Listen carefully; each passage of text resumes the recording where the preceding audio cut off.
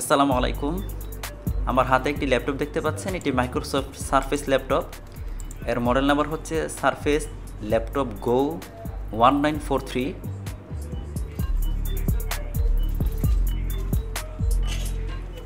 এটি হচ্ছে এর ব্যাটারি, যে ব্যাটারিটা আমি চেঞ্জ করব, ব্যাটারি রিপ্লেস করব ল্যাপটপটির। এটির ব্যাটারি সমস্যা রিসিভ হয়েছে আমাদের এখানে। আমার কাছে নতুন অরিজিনাল ব্যাটারি আছে, যেটা আমি অর্ডার করেছিলাম।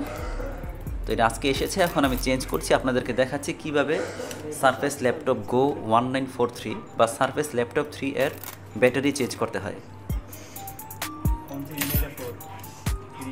এই রাবারগুলো নিচেই মূলত স্ক্রুগুলো থাকে, আমি এগুলোকে এক এক করে খুলছি।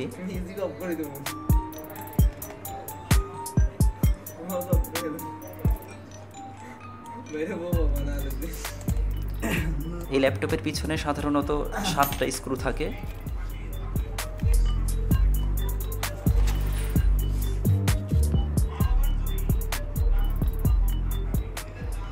স্ক্রুগুলো খোলা শেষে আপনি ওপেনার দিয়ে ল্যাপটপের কিবোর্ড পার্টটাকে আলাদা করতে হবে।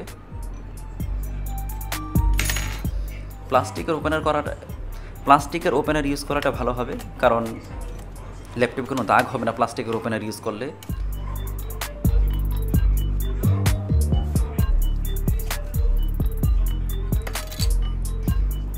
একেবারে ফ্রেশ ল্যাপটপ, নতুনের মতো, তাই আমি খুব সাবধানে কাজ করছি যেন আমার কারণে যেন কোনো স্ক্র্যাচ না পড়ে ল্যাপটপের কোথাও। দেখতে পাচ্ছেন একেবারে নতুনের মতো, খুবই ফ্রেশ ল্যাপটপ। কাজটাও আমি এমনভাবে করার চেষ্টা করছি যাতে কোথাও কোনো দাগ না হয়, কোনো স্ক্র্যাচ না পড়ে। টাচপ্যাড এবং কিবোর্ডের একই সাথে রিবন, এটাকে আমরা এফএফসি কেবল বলে থাকি।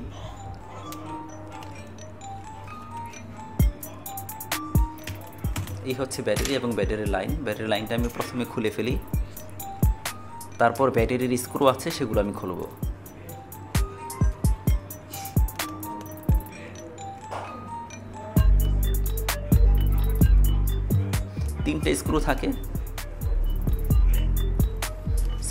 চারটা স্ক্রু থাকে, উপর পাশে দুটি এবং দুই পাশে দুটি করে 4টি স্ক্রু থাকে।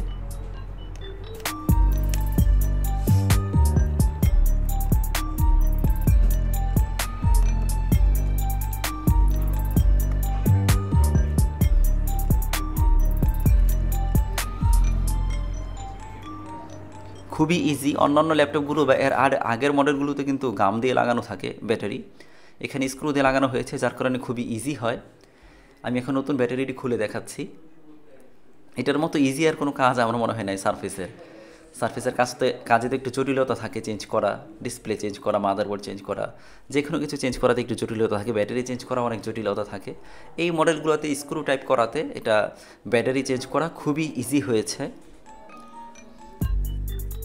দেখছেন ব্যাটারিটি, আমি আগেরটার সাথে মিলিয়ে দেখাই। দেখুন একদম সেম ব্যাটারি,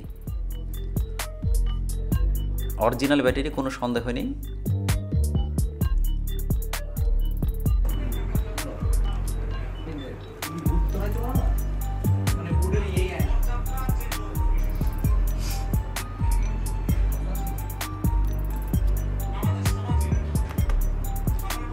সুন্দর বসে গেছে। আমি এখন সে 4টা স্ক্রু লাগিয়ে দিব।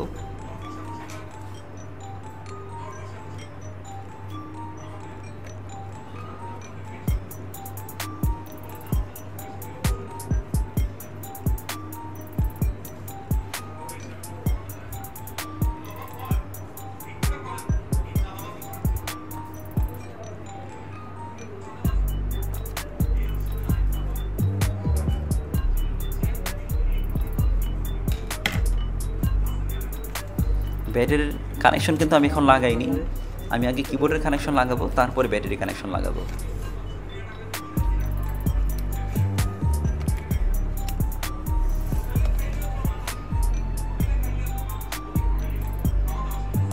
খুবই সাবধানে আস্তে ধীরে কাজগুলো করতে হবে, এগুলোর কোনো কিছু সহজে পাওয়া যায় না।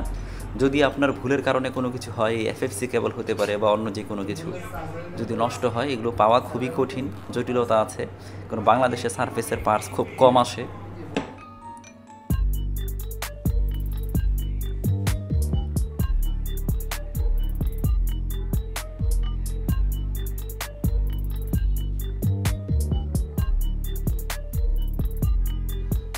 কিবোর্ডের কানেকশন আগে লাগিয়েছি, তারপর ব্যাটারি কানেকশন লাগিয়েছি। এমন করে আমি এটিকে বসিয়ে দিব।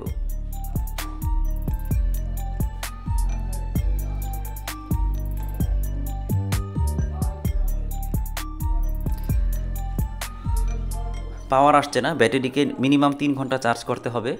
তো আমার লাগানো যে ঠিক আছে আমি পুরোপুরিভাবে শিওর, কারণ আমি এই মডেল অনেকগুলো কাজ করেছি। আর যিনি আমার কাছে এটা ব্যাটারি লাগানোর জন্য নিয়ে এসেছেন, তিনি আরও 3টা ল্যাপটপ নিয়ে এসেছেন। সবাই ভালো থাকবেন, আল্লাহ হাফেজ। লাইক দিন, সাবস্ক্রাইব করুন, বেল আইকন চাপুন নতুন ভিডিও পেতে।